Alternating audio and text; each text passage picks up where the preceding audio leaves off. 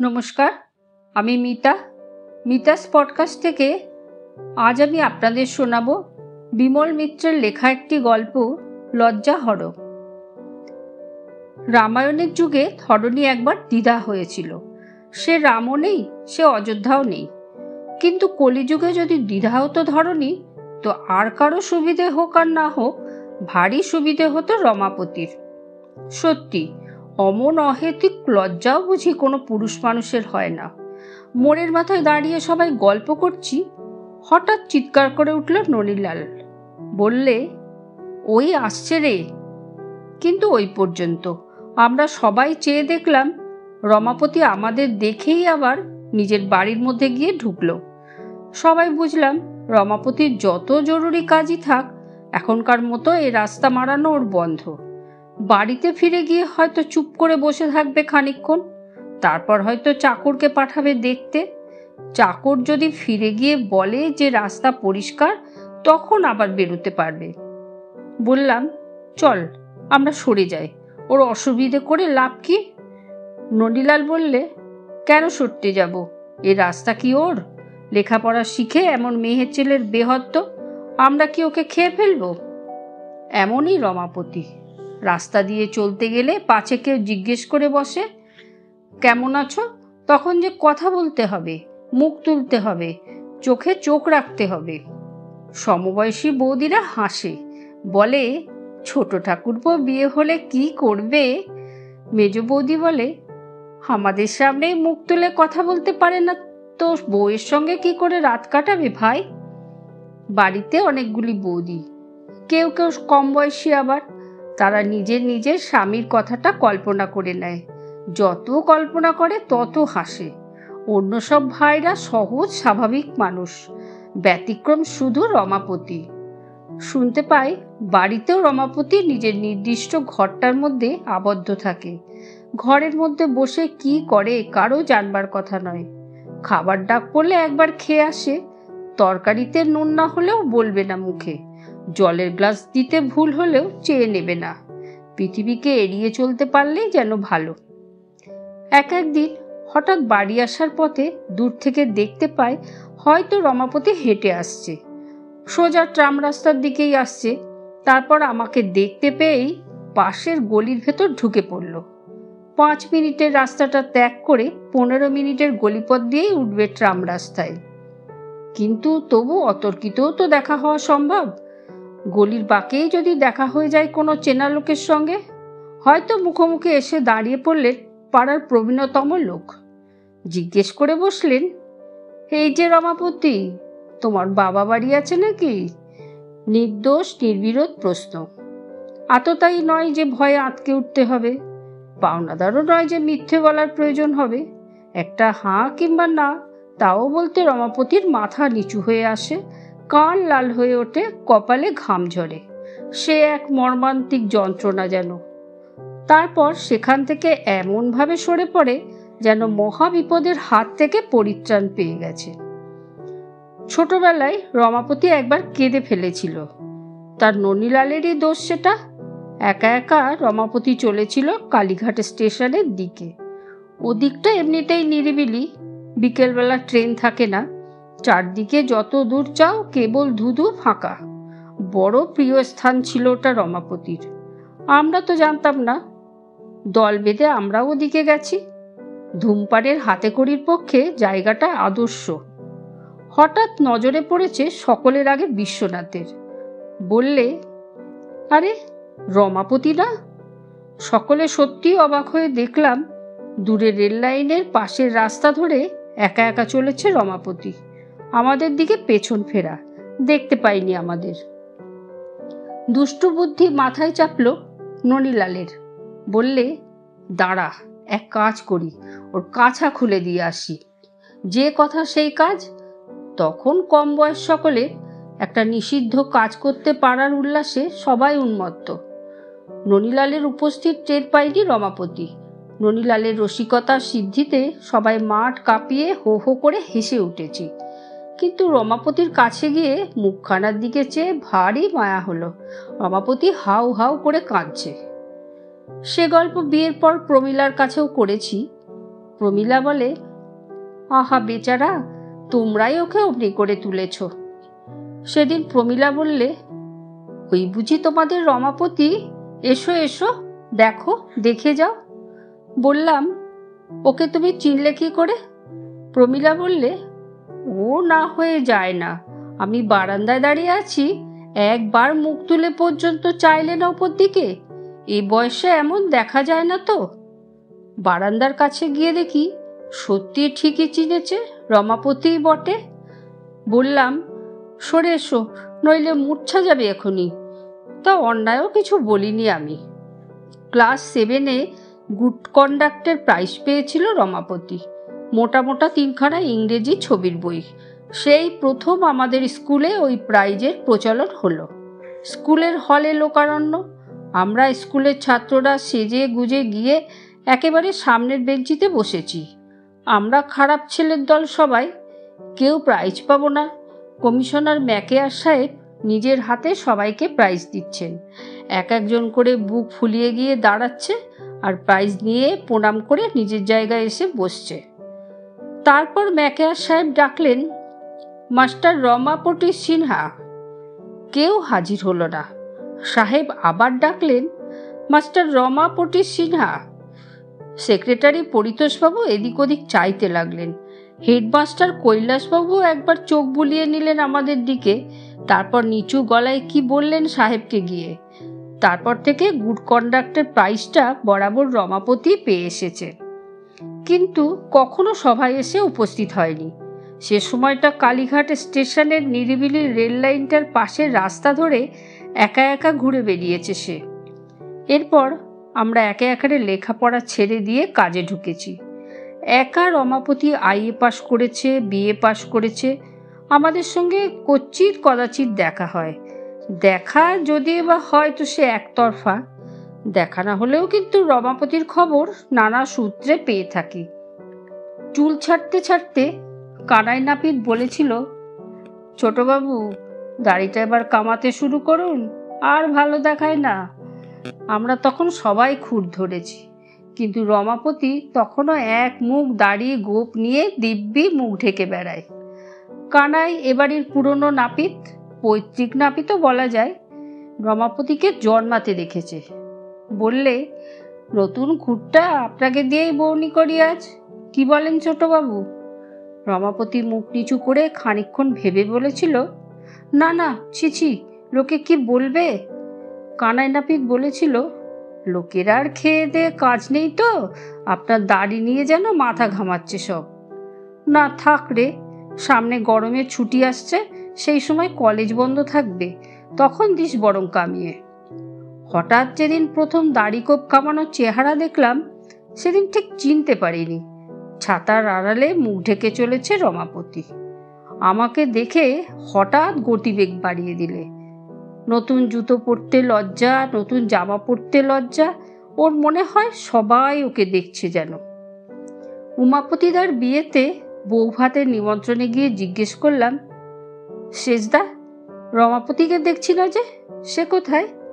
সেজদা বললে, সে তো সকালবেলা খেয়ে দিয়ে বেরিয়েছে বাড়ি থেকে, সব লোকজন বিদেয় হলে রাত্রিরের দিকে বাড়ি ঢুকবে।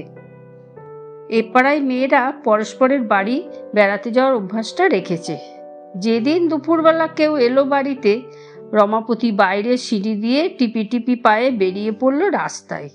রাস্তায় বেরিয়ে কোনো রকমের ট্রামে বাসে উঠে পড়তে পারলেই আর ভয় নেই। সব অচেনা লোক, অচেনা লোকের কাছে বিশেষ লজ্জা নেই তার। বড় যদুপতির শ্বশুর এ বাড়িতে কাজে কর্মে ছাড়া বড় একটা আসেন না।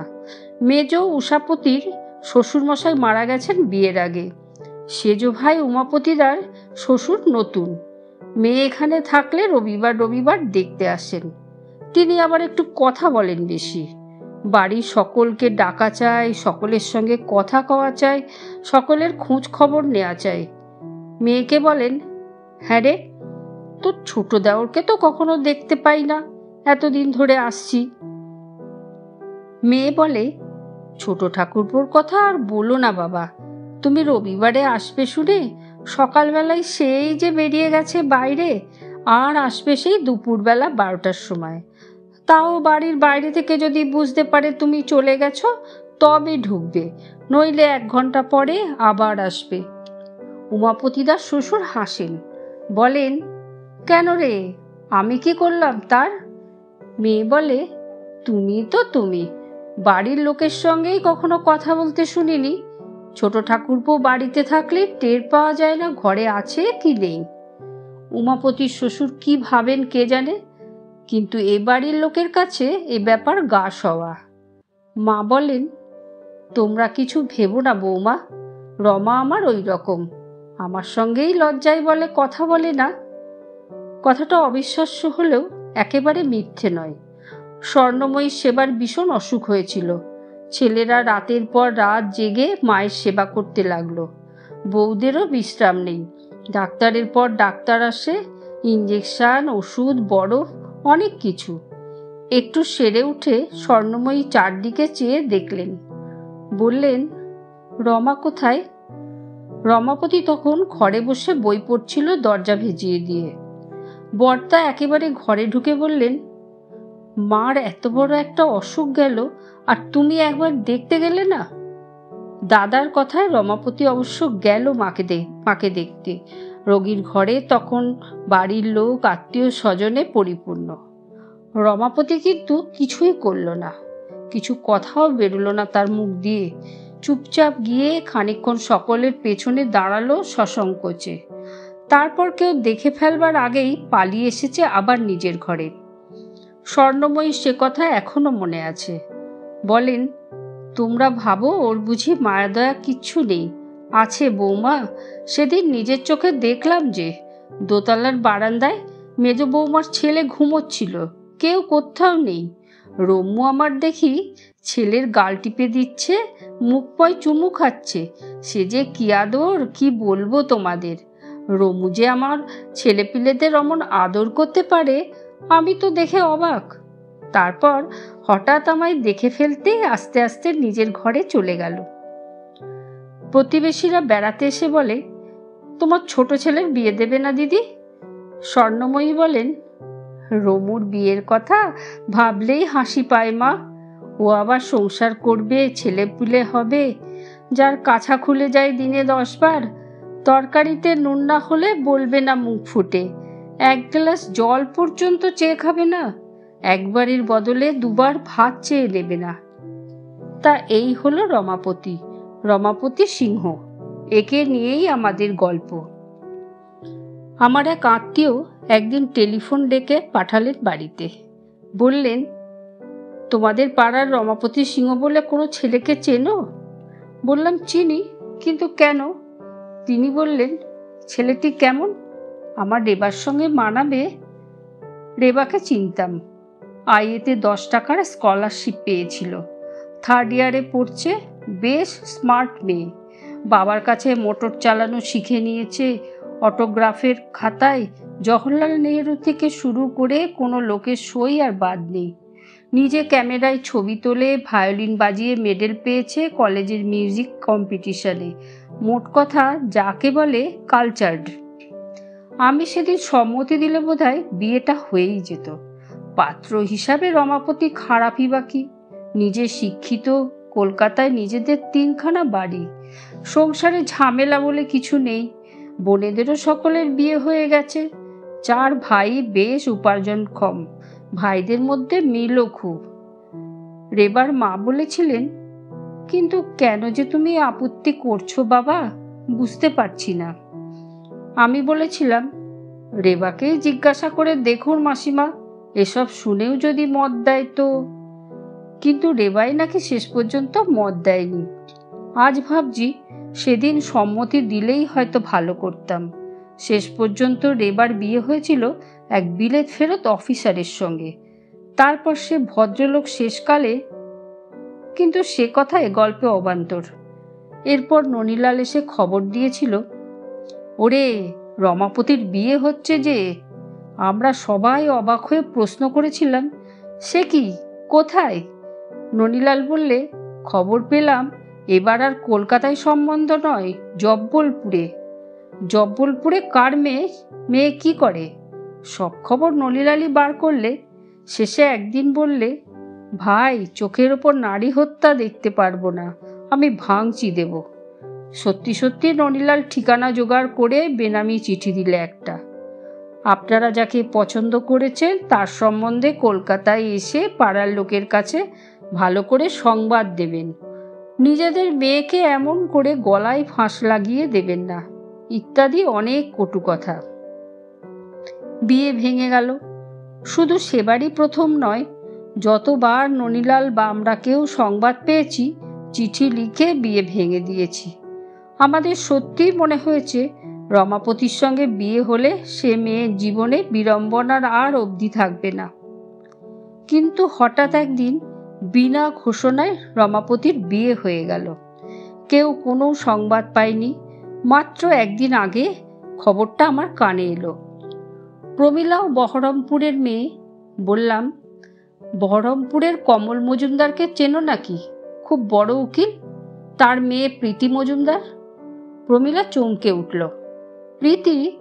আমরা তাকে ডাকতাম বেবি বলে। বহরমপুরের বেবি মজুমদারকে কে না চেনে? একটা 14 বছরের ছেলে থেকে শুরু করে 60 বছরের বুড়ো সবাই চিনবে তাকে। বেবি টেনিসের 3 বার চ্যাম্পিয়ন, ওকে চিনব না? কিন্তু তখন আর উপায় নেই। চিঠি লিখে জানালো একদিন পরে খবর পাবে। ননীলাল শুনে কেমন বিমর্ষ হয়ে গেল। তবু যেন কেমন সন্দেহ হলো। তারা শেষকালে আর পাত্র খুঁজে পেল না, সে সেই আকাট ছেলেটার হাতে পড়বে। আর কোনো প্রীতি মজুমদার আছে নাকি বহরমপুরে? প্রমীলা বললে, মজুমদার অবশ্যই আছে ওখানে অনেক, কিন্তু খবর নাও দেখিনি ওর নাম বেবি কিনা। তখন আর খবর নেবারই বা সময় কোথায়? প্রমীলাও যেন বিমর্ষ হয়ে গেল। বললে, বেবির সঙ্গে বিয়ে হবে শেষকালে তোমাদের রমাপতির? সে যে ভারী খুঁতখুঁতে মেয়ে, গোপওয়ালা ছেলেদের মোটে দেখতে পারত না। ওর প্রাইভেট টিউটার ছিল বদ্রীনাথ বাবু, তাকে ছাড়িয়েই দিলে। আমি জিজ্ঞেস করেছিলাম, তোর মাস্টারকে ছাড়লি কেন? ও বলেছিল, বড্ড বড় বড় গোপ বদ্রীনাথ বাবুর, ওই গোপ দেখলে আমার ভয় পাই। তা তুমিও তাকে দেখেছ তো? বললাম, কোথায়? কেন? সেই যে বাসর ঘরে। বাসর ঘরে কত মেয়েই এসেছিল, সকলকে মনে থাকার কথা নয় আজ, তবু মনে করতে চেষ্টা করলাম। প্রমীলা আবার মনে করিয়ে দিতে চেষ্টা করলে। মনে পড়ছে না তোমার? সেই যে কালো জমির উপর জরির কাজ করা শিফন শাড়ি পরে এসেছিল, লং স্লিভের সাদা লিনেনের ব্লাউজ পরা, খুব কথা বলছিল ঠেস দিয়ে দিয়ে, মনে নেই? তবুও মনে পড়ল না। প্রমীলা আবার বলতে লাগলো, বিয়ের পরদিন মা জিজ্ঞেস করেছিল, কেমন জামাই দেখলে বেবি? বেবি বলেছিল, ভালো। কিন্তু আমাকে বলেছিল, তোর বর ভালোই হয়েছে মিলি, কিন্তু আরেকটু লম্বা হলে ভালো হতো। যে মেয়ে এত খুঁতখুঁতে, তার সঙ্গে রমাপতির কিছুতেই বিয়ে হতে পারে না। প্রমীলাও সন্দেহ প্রকাশ করল, না না, সে মেয়ে হতেই পারে না, অন্য কোনো প্রীতি মজুমদার হবে দেখো। কখন বিয়ে করতে গেল রমাপতি কেউ জানতে পারল না। ভোরের ট্রেন, রাত থাকতে থাকতে উঠে একজন পুরুত আর 2-4 জন আত্মীয় স্বজনকে নিয়ে দলবল বেরিয়ে গেছে। বউ যখন এলো তখনও বেশ রাত হয়েছে। অনেকেই তখন খেয়ে দিয়ে শুয়ে পড়বার ব্যবস্থা করছে। শাঁখের আওয়াজ পেয়ে প্রমীলা উঠে বারান্দায় গিয়ে দাঁড়ালো একবার। আমিও উঠে গেলাম। বাড়ির লোকজনের ভিড়ের ভেতর ঘোমটা টানা বউটিকে দেখতে পেলাম না ভালো করে। আর রমাপতিও যেন টোপরের আড়ালে নিজেকে গোপন করে ফেলতে চেষ্টা করছে। মনে হলো লজ্জায় চোখ দুটো বুজিয়ে ফেলেছে। কোনো রকমে এতদূর এসেছে সে বর বেশে, কিন্তু পাড়ার চেনা লোকের ভিড়ের মধ্যে সে যেন মর্মান্তিক যন্ত্রণা অনুভব করছে। আমাদের বাড়ি থেকে একা আমারই নিমন্ত্রণ ছিল। অনেক রাত্রে খাওয়া দাওয়ার পর বাড়ি ফিরতেই প্রমীলা ধরলে, কেমন বউ দেখলে? আমাদের বেবি নাকি? বললাম, কি জানি, চিনতে পারলাম না, কিন্তু যার বিয়ে তারই দেখা পেলাম না। সে কি? সে যে কোথায় লুকিয়ে লুকিয়ে বেড়াচ্ছে, অনেক চেষ্টা করলাম দেখতে, কিছুতেই দেখা পেলাম না। পরদিন সেই কথাই আলোচনা হলো। ননীলালকে জিজ্ঞেস করলাম, বউ দেখলি রমাপতির? ননীলাল যেন কেমন গম্ভীর গম্ভীর বললে, বউটার কপালে দুঃখ আছে ভাই, বেচারি ওর হাতে পড়ে মারা যাবে দেখিস। জিজ্ঞেস করলাম, রমাপতিকে দেখলি কাল? কেউ দেখতে পায়নি। সমস্ত লোকজন আত্মীয় স্বজনের দৃষ্টি থেকে সরে গিয়ে কোথায় যে লুকিয়ে রইল রমাপতি, সেই এক সমস্যা। বিশ্বনাথ বললে সেও দেখেনি, কিন্তু কনক বললে আমি দেখেছি। কোথায় রে? দেখলাম মিষ্টির ভাঁড়ারে গেঞ্জি গায়ে ওর পিসির কাছে তক্তপোষের ওপর বসে রয়েছে। জানলার ফাঁক দিয়ে দেখতে গেলাম, আমাকে দেখেই মুখ ফিরিয়ে নিলে। কানাই নাপিতকে চেপে ধরলাম, সে বরের সঙ্গে গিয়েছিল। সে তো হেসে বাঁচে না, বলে, ছোটবাবুর কাণ্ড দেখে সবাই অবাক সেখানে। সে কি রে? আগে সবাই বলে বর বোবা নাকি? কোণের বাড়ির ছেলেমেয়েরা খুব নাকাল করেছেন ছোটবাবুকে সারা রাত। মাঝরাতে বাসর ঘর থেকে বেরিয়ে এসে ছোটবাবু আমার কাছে তো হাজির। আমি ছাতের এক কোণে ঘুমোচ্ছিলাম, ছোটবাবু চৌপর রাত সেই ছাতে কাটাবে বলে আমার কাছে এসে বসলো। কিন্তু মেয়ে ছেলেরা শুনবেন কেন? তারা আমোদ আহ্লাদ করতে এসেছেন।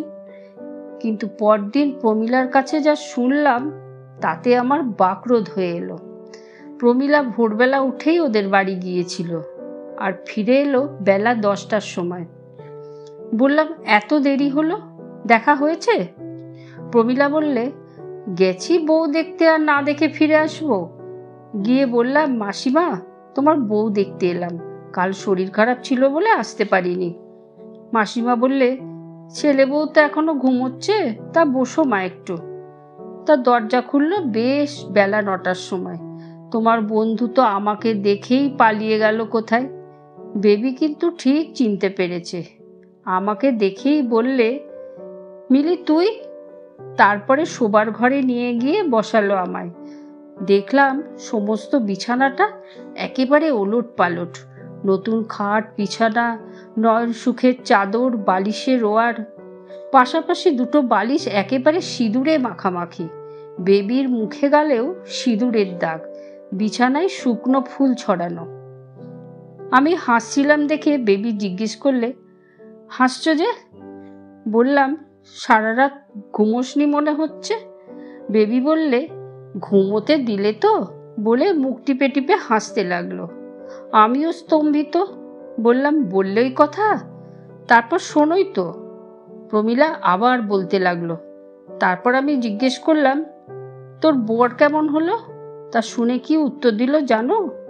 বললাম, কি? প্রমীলা বললে, প্রথমে বেবি কিছু বললে না, মুখ টিপে হাসতে লাগলো। তারপর আমার কানের কাছে মুখ এনে হাসতে হাসতে বললে, বড় নির্লজ্জ ভাই। ধন্যবাদ। গল্পটি যদি আপনাদের ভালো লেগে থাকে তাহলে লাইক করুন, শেয়ার করুন, কমেন্ট করুন, সাবস্ক্রাইব করুন, আর ডান দিকের বেল আইকনটি প্রেস করুন।